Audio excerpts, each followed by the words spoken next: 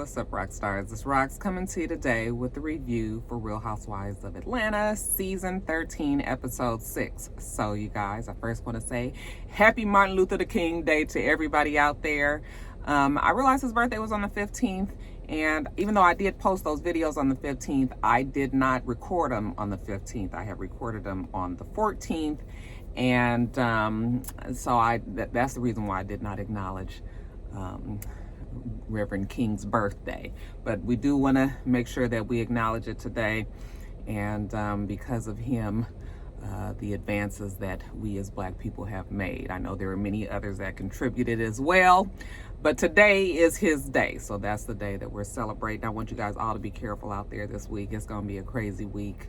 I just got a message, just got a notification from CNN saying that this is the, this is the week that ends the tumultuous run of YSAP's,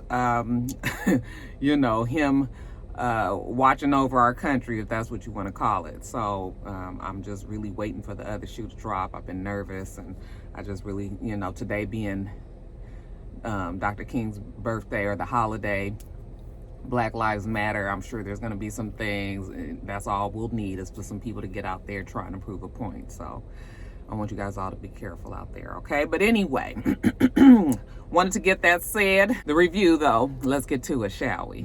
All right, you guys, so the show starts with Cynthia and #chill there at the house. And Cynthia's on the computer. That means she's doing some work. I was like, oh, God, more about this fucking wedding. And she's looking, and it looks like there's names. It's some sort of list, okay? She tells #chill that they have a problem. He says, what's the problem? Well, even though they sent out 250 invitations, you guys, they did not expect 250 people to come. Why would they? We're in the middle of a pandemic. These people don't know that she sent out fucking 250 invitations. They might think that it's only a few of them coming, okay? This fool sent out 250, and I think 250 came. All right, but she was thinking that because they were out of town, she was just, I guess what? I mean, why do you invite people otherwise? I mean, she's already established. It's not like she's trying to get gifts or something. So it was just like, girl, what? So they already got 167 people confirmed. And, that was, now I don't know when this was. I assume that this was in the summertime, and the wedding wasn't until October. So, she sent out, all them people are coming, girl. All those people are coming. So now she's kind of concerned because, she's not sure what the guidelines will be. Well, girl, you lucky because it's Atlanta. So Atlanta is open, and we all know that she was able to have her day. But yeah, it's just like... child of logic. Anyway, #chill tells her that he really do like the super. That's the superintendent. That's Dennis. I know some of you guys be confused. Stick with the names, y'all. Keep up with me. Keep up. He said that he really liked the super and he want to invite him. And she says, well, let her talk to Portia first and see, how that goes, and then she'll let him know. So later on, we see her and Portia go to dinner. And I was like, dang, you don't really see too much of Portia and Cynthia, getting together. I mean, they're not enemies, but, just the two of them, it was different, right? But, Portia's changed, and Cynthia's, everybody is good friends now. So they sit down and, a little small talk.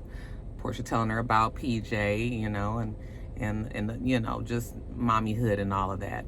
And then, Cynthia, she just want to get right down to business. Now, what's up with you and Super? Okay. And then here come the waitress trying to come get their order. I am so glad that you came right now. Thank you so much for coming and asking at this very moment. Because Portia doesn't really want to talk about Dennis right now. We all know that her and the Super are not together. So Cynthia has to wait for, them to give the lady their order. And she was like, okay, so really, for real, what's going on with you and the Super? First of all, I feel like I kept running from the issue, the affair. And then here comes the waitress again. Cynthia was like, listen, I'm gonna need you to not come back until after I have this conversation. Okay, quit interrupting. But to make a long story short, her and the super just wasn't gonna make it. Okay, we saw that very early on in their relationship. They rushed into it. We already know the whole story, but she had to give us a little bit more. We was quarantined and we were always around each other, and then I just noticed that I wasn't being myself. One night I asked him to go get a bottle for PJ, and he went downstairs, and when he was gone for 20 minutes, and I was like, what is he doing? And then when he came up, I went up on him like, what are you doing? I told you to bring the bottle. So she said she wasn't really herself. She felt like she was always picking fights with him because she was just still mad about the affair. That's fair enough. Some people can't get over affairs. She said that she finally told herself that she has to stop this. It's not healthy. She's fighting with him in front of the baby. She don't even care to, shield PJ away from that kind of stuff. And that's just not how she wants to be. So then Cynthia tells her, okay, well, #Chill wants to invite the super to the wedding. And Portia was just like, wait, hold on. Like, I'm counting on you because you're the woman, and what you say is he is going to listen. Portia doesn't want him to come to the wedding. I was like, is it that bad? Like, I don't know. But I guess the way she's making it seem like it's bad and she's not trying to be around him while she's having a good time. I was like, girl, that's the best time when you looking good, because honey, Portia was sharp as hell at that damn wedding. Okay. That's when you want your ex to see you, okay? And all the other men gawking over you, because, ooh, she was fly. So, but anyway, she tells Cynthia that as of right now, she would rather that he didn't come. Now let's jump over to the situation with, I forgot to even mention it, you guys. Cynthia had told #Chill that she was a little concerned about how her mother was going to feel about her inviting her father to the wedding, because that PSA that the mom did. Remember, Kenya was having that PSA done.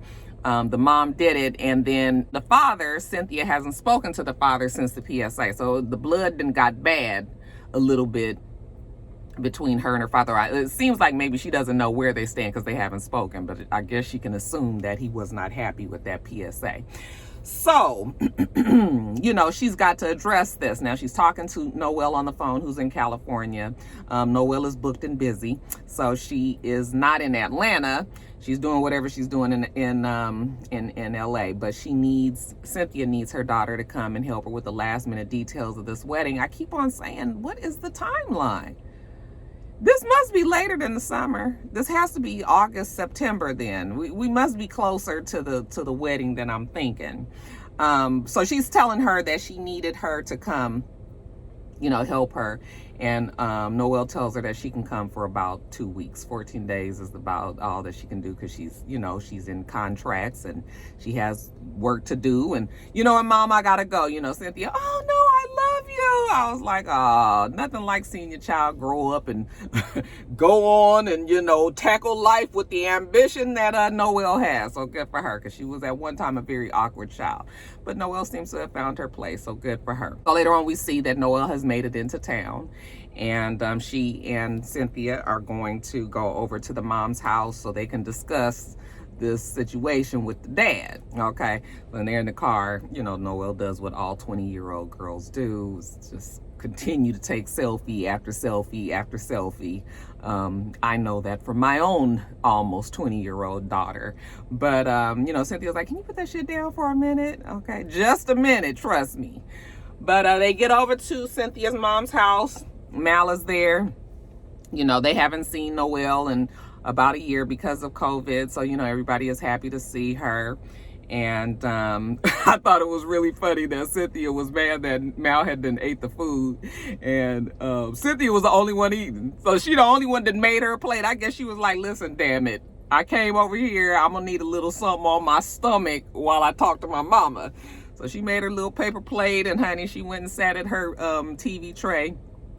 And then she broaches the subject with her mother about her father coming to the wedding. Her mother was just like, I guess I'll just put my mask over my eyes.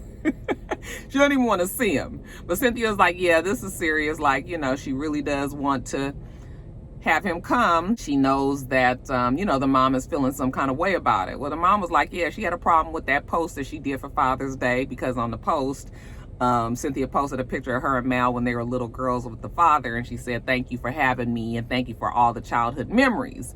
And I guess this is where, you know, mothers and their children differ, where, you know, when the children have had a different experience with their father than the mother did. So we know that the father was physically abusing the mom.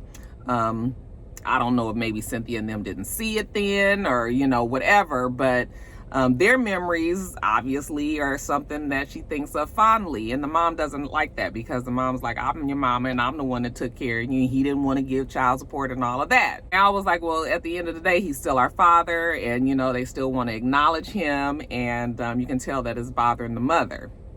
You know, Cynthia brings up the PSA, and she says, yeah, the PSA, she didn't even know what the hell that was. You know, she's there, she's talking, and next thing you know, she didn't put it all out there. All her people down in Alabama had a whole lot to say, you know, and she just did not know that, you know, what it even was, this PSA. You know what, Cynthia's the type that when she gets upset, like, she kind of is real smart, and when it's like, sort of like, maybe you need to not talk to somebody the way that you do, because I would have probably kind of had a problem with the way she mentioned, you know, said, but she was like, "I didn't understand that you didn't know that all the cameras around, you know, that we was doing the PSA. You didn't know what a PSA was. I had already told you."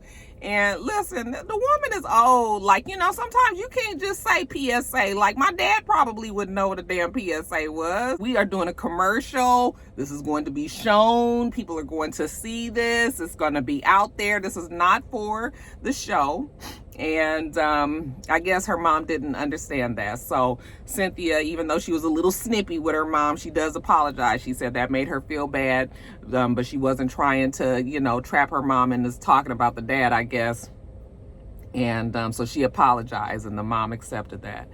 But yeah, she wants to bring the dad. Noelle finally chimes in and says, you know, "I don't know much about Pawpaw, but I do know about Granny, who's always been there. She's always making sure that everybody is good, you know, and maybe for once you should just put her first. If she doesn't want the man there, then, you know, you don't need to have the man there." Okay. And because Cynthia, you know, she really does value Noelle's opinion. You know, she says she receives that, and, you know, she's going to think about, I was just like, child. When I didn't watch it till just this morning. Monday morning, and last night I was trying to look on Twitter to see what people thought about the episode, you know, if it was even good, and I couldn't find anybody tweeting about it. The only thing I could find is I saw Scotty, I think, had tweeted, "It's too much Cynthia in this episode." And I was just like, oh gosh, it's all about that wedding. But so that's Cynthia's storyline. So I guess we just gonna let her let's just let her have it, y'all. Now jumping over to Drew. Not much here either, you guys. They're back home from Ralph's father's funeral, and they seem to be in a good place. The funny thing about Drew and Ralph is every time they come on their episode, when they first show them, everything is good. You know, you start to feel like maybe Drew and Ralph have turned a corner, and that they, you know, that things is positive. And then sure enough, somewhere along the line, Ralph rears his ugly head, the real Ralph. But not this time, you guys. And it might be because he's just feeling kind of vulnerable. Still coming off of the emotions of his father dying. You know, Drew was like, you know, marriage is hard, and 1 minute you're arguing, and then a few hours later you don't even know what you're arguing about. Okay, and I guess that has been the brunt of her marriage for these 6 years that she 6.5 years that she done been with old boy. I mean, yeah, you do argue every now and then, but I'm just like, all the time. If that's the way you label your marriage, then I don't know what to tell you. That is not how a marriage should be. They had decided that they were going to release some balloons in the father's honor. I guess the Bravo cameras didn't go with them to the funeral because of the COVID. So they go outside and they have a few balloons, and they both say something nice. Ralph actually apologizes to Drew, you know, says that he can be a lot, but, you know, to be patient with him. And she was just like, oh, what is this? I was like, girl, that ain't nothing. He gonna be the same next week, so stop it. Shit, not even next week, in a couple hours, you know. They released the balloons, and I guess that's gonna help him get past, or, you know, move forward with the death of his father. Now, next we see Candy. Okay, Candy was just like, you know, the good thing about this quarantine is that I don't have to leave to work. I mean, I'm still working. I'm just working from home. We see her with her team. They are making her up. They're doing her hair.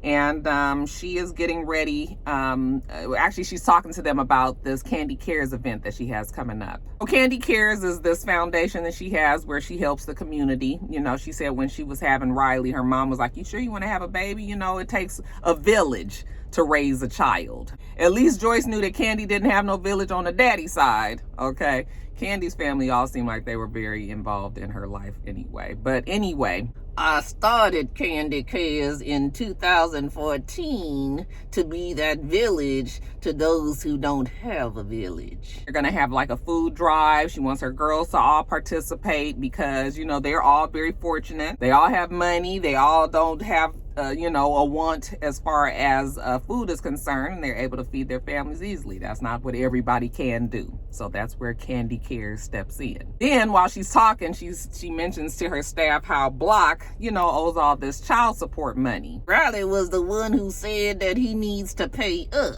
The staff is just kind of looking at her like she's crazy. Like, really, you talking about Block? The child is 18 years old, moved off to New York, in college.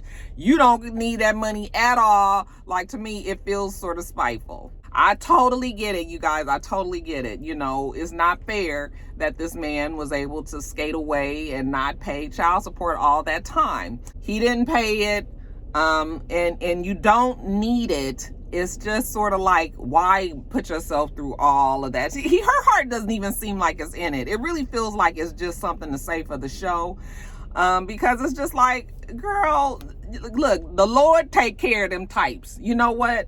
It always comes out. That's why Block hasn't had the life that he's been, you know, that he's been the happiest in since. Or maybe he hasn't been as successful because he wasn't taking care of his business. Like, that shit all washes in the end. It all washes through. What people don't realize is that at one time he had millions too. Now, I don't know what he did with his money. That is none of my business. As far as Riley is concerned, yeah, you know, she feels like he should get it. So while she's talking to them, Michael Sterling, okay, Eva's husband, he calls, and he's the one that's working on this case for her. And so he tells her that, you know, he's going to set up a trust for Riley, and I guess whatever money that they get, they're going to get that money put in there and whatever, you know. So she's thanking him for doing that.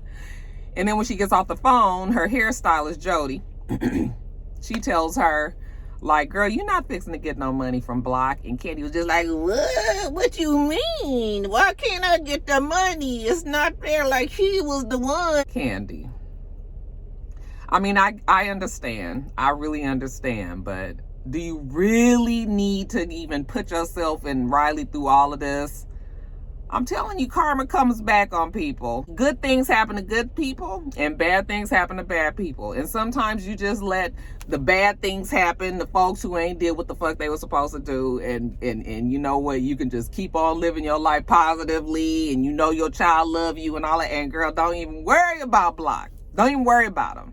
But whatever, you guys, this Candy Cares event. So later on, we see her there. She's working with the person that coordinated everything. You know, they went and got the food early that morning, and they have the staff out there, and they're going to be packing bags and giving it to people, you know, who need it in the community. Portia and Tanya's there. You see not much acknowledgement of Tanya. I was like, ooh, bravo, you guys are so wrong. I mean, she's just standing there.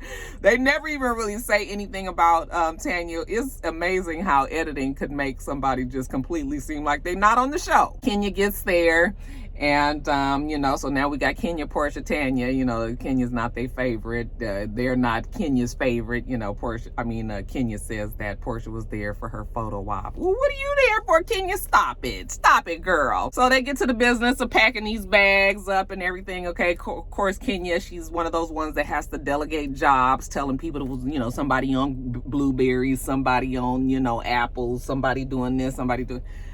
whatever. If that makes you feel better, then you go on and do that. While they're all doing that, we see Cynthia. She is on her way there to the to help out. She's with #chill, and they're talking about the whole marriage license fiasco that she had when she was marrying Peter. Remember Mal and the mom was real just shady on that. So she said she's gonna make sure that she keeps the marriage license in her person. But getting back to the Candy Cares event, Portia's talking to Tanya, and she was just like, do you know that I went out with Cynthia yesterday and we had a talk, and she said that #chill wants to invite the super no matter what? Portia ain't really feeling that.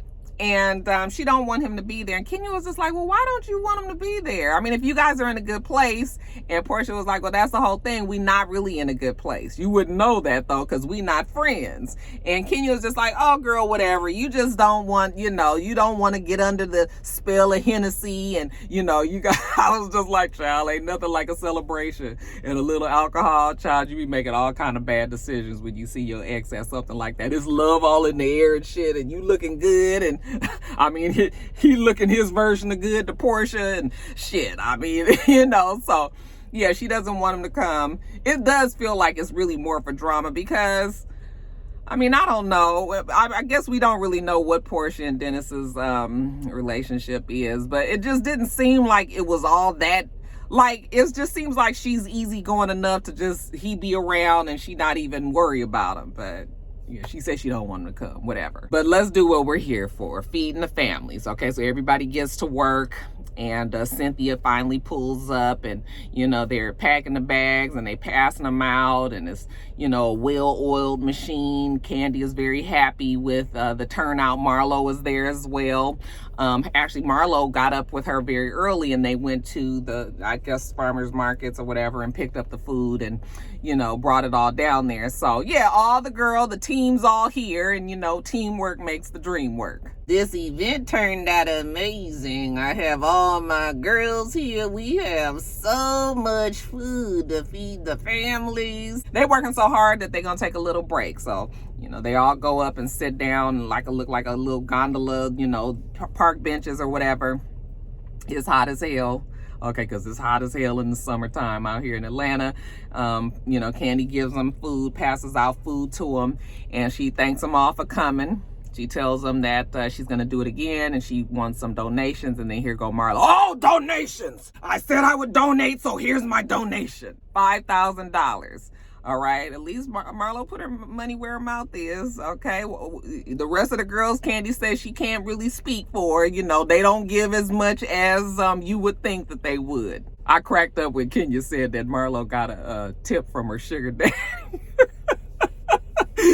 Kenya is something else. That shit was funny. Anyways, Drew couldn't be there because she's moving. You guys remember her and Ralph was packing earlier, so they're in the middle of a move. But Drew did actually donate. Candy, Drew, I wanted to thank you for the donation as well. When they get off of the phone with Drew, then Kenya says that they need some sort of break. I was like, this is going to be interesting. The girls, especially Real Housewives of Atlanta, they usually take a very nice, extravagant trip out of the country, and I don't know if they're going to be able to do that this season with COVID.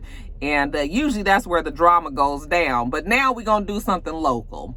So where could we go? They talk about to the mountains, maybe Tennessee. What about Destin? They had a good time with Destin. Maybe South Carolina. You know what? They settled on Charleston. Okay, Charleston should be nice. Okay, not too far away. Everybody can drive. That maybe that could be the move, so let Kenya check around and, see what is what, the prices, I guess, and all of that, like she's paying for anything. And then they all settle. They have something to look forward to. And I guess they said in the previews for the next few episodes, they're going to be in Charleston. So they're going to stretch that whole Strippergate situation out, because I know that's where Cynthia's supposed to be having her bachelorette party. And the shit went down with Tanya and Portia and the strippers. So we'll see that in the next few weeks. Okay, I was just like, not few. Oh my God, we are gonna be here forever with the fool of fucking niggatry. But I mean, maybe it'll be something exciting, y'all, because I've been keeping my eye on these on the views, and They ain't up there. They ain't good. So anyway, you guys, but that'll be next week. Something to look forward to. All right, you guys, that is it. Let me get on off of here, get this edited, and up to you. Like I said, please be safe out there this week. I mean, I really mean that, you guys. Y'all keep y'all eyes open all around you. And if you ain't got to do it, then don't do it. Okay. All right. Anyway, I'm going to get on off of here. Make sure that you rate, comment, and subscribe to the channel. I'm itsrox. The channel is itsrox, and everything else I do will be in the bottom bar. Okay. All right. So I hope that you have a wonderful, wonderful rest of your day, and I plan on doing the same. Till next time, Roxstars. Bye.